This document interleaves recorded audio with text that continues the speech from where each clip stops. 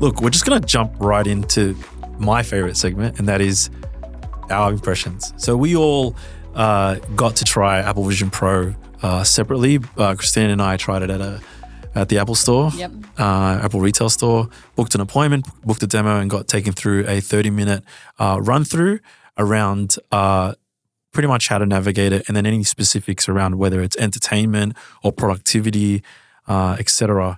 And Will, what was your experience like? A little bit different, I suppose. I actually had the ability to go and trial it in an enterprise setting. So, and it's something that Apple are continuing to run. And for any enterprise customers that would be interested, we're going to be able to host that with them.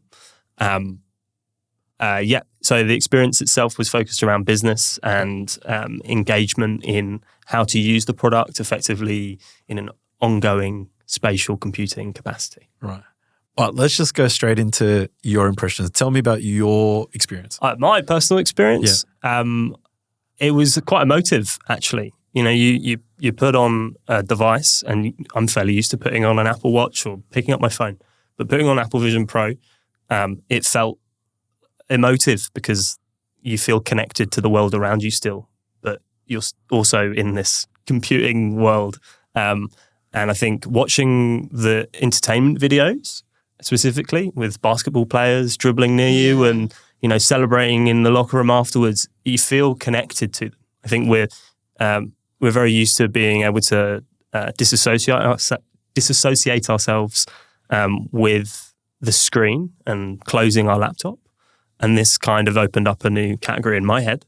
And I was excited to kind of interact more in that space. Yeah. And I mean, touching back on sort of life imitating art, like mirror kind of thing as well, I think that's, again, something people are scared of, is are you just going to get lost in this alternate reality that you're creating as well? I think that's something that people are wary about. I think I'm scared about how many real life applications I can see myself using and other people using it for. Exactly. So it's scary because it's good. Exactly. Pretty much. I think that's the conclusion we've reached. Yeah. So we're afraid of it because of how good it is. Of how good it is. Not because, this is bad. Got it. Okay. Yeah. Okay. Cristina, take us through your experience. My experience. I didn't have an expectation. Like I said, I've never used anything like this before. Yeah. At the Apple store, they actually ask you what you're planning on using it for or why you're interested in it. I said in a business sense because I was interested because I didn't really understand how it could be used.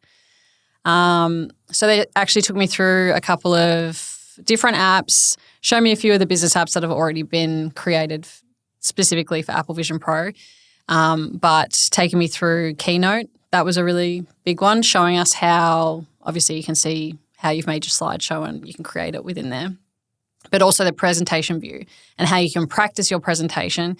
You can be immersed in the actual environment you're going to be presenting in. You can see it from the presenter's view or the person who's just viewing it, and you can practice. You can bring up your models of, 3D models of whatever you're making, if it's architecture or, F1 cars or anything, and you can move that while you're talking, present it like you're actually going to do it tomorrow. So I thought that was really cool.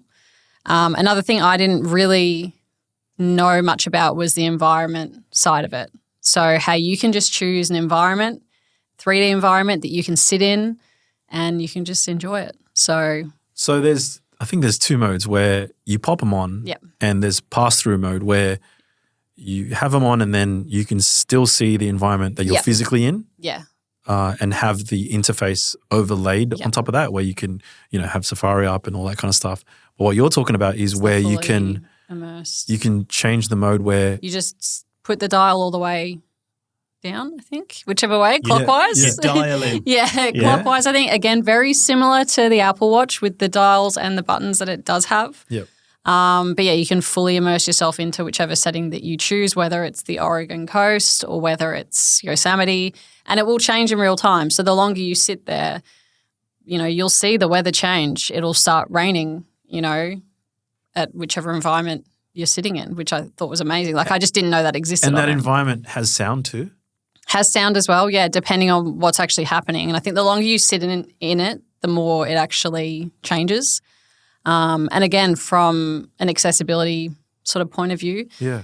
Anyone who, experiences anxiety or, who may be autistic or struggle with ADHD or anything like that, imagine being able to just escape your reality for a second and just sit there and take a second. I think that's really big. DaVinci have said that they are going to be able to convert video into Apple Vision Pro ready environments, which is awesome. Yeah, So- which is, I think that was one of the questions I asked, whether this is something specifically Apple has to, generate, I guess, for Apple Vision Pro. And they said, right now it's just what's available.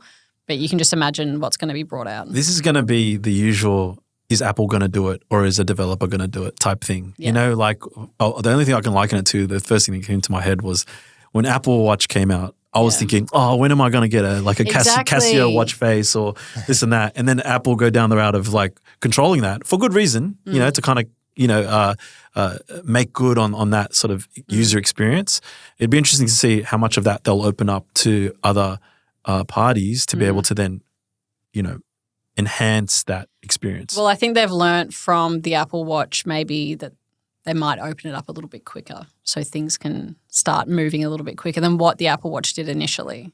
They've already started manufacturing a new camera in the US with Blackmagic. Yeah. And this is a spatial video camera. So it will be able to record 4K equivalent footage. So you'll be able to play that back on your Apple Vision Pro. But yeah, that's already opening up a new can of worms for new companies to be created, right? Yeah. And obviously Canon as well.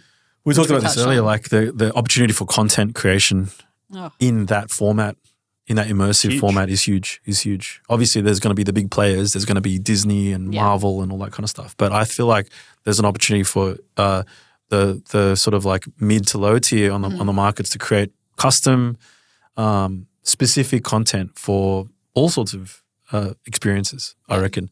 I've seen an amazing experience myself where we were actually able to walk through what it would be like to start up a plane in a simulator.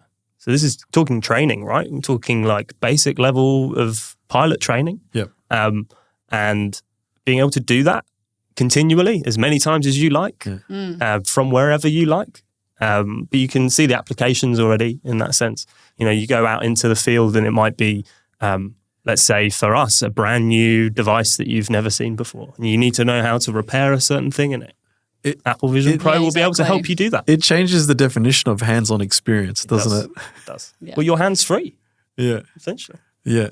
To be like really immersed in whatever that activity might be, or to get a feel or a sense of what it might be. Crazy. I'd like to share my experience, if that's cool. Nah? All right, cool. Let's move on. Sweet. Now, what's your experience on it? Oh, man, like, I think, similar to you guys, it's very hard being on the other side of not experiencing it because you're flooded with this notion that it's overhyped. There's a lot of reviews that say it's new tech and it's not quite there. Mm-hmm. It's very expensive. Why even have it? So you have all of these preconceived notions. You're pretty much carrying all that coming in.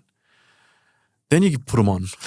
It changes it, right? Then you put them on. Then I'm like, I put my tech head on, brain on, and I'm like, I can see that the pass through dynamic range isn't as great as real life, and I can see some pixels there. Some light leakage. Exactly, light leakage and that kind of stuff. But then immediately that goes away, and you start. Well, the moment I hit what am I calling it? The home button or the top button? The top button, the crown, a digital crown. Digital crown. The icons pop up, and I can click Mail, Safari, Photos, and I'm just staring at the icons. I'm like, it's there. It feels like it's there, like just like that tree is there. Mm-hmm. I can see it. It's full res. It feels like it's floating in space. And the more I stare at it, the more and the way I move my head, and I can see that it's fixed quite well in space as I'm moving forward and backward. So it understands, the UI understands where it sits within the space that I'm in, which is unlike anything else. And even just like the subtle shadow that it might cast, wherever you are, but just those little touches. And then the similarities between the iPhone and Apple Vision Pro, where there's a bar underneath every window. You look at it, you grab the bar, you can move it around, you can expand it, rotate, all that sort of stuff. So that was like, it made a lot of sense quickly. And I think that we touched on the learning curve. It was totally very, very low. It's intuitive in nature, right? The thing that really blew me was I launched Safari, and then I'm like, all right, well, how am I going to interface with the address bar? And this keyboard came up, and the lady said, Alara, shout out Alara, said, just go ahead and type. I'm like, what? She's like, just go ahead and touch it and type. And I'm like, this is dumb. Yeah. And she's like, no, reach out and type. So I put my hands out. I started to actually touch the keys, and it understood where my finger in space was placed. And I actually even grabbed the keyboard and brought it closer so I could type. Yeah, I got told to do that as well. And that, blew my mind.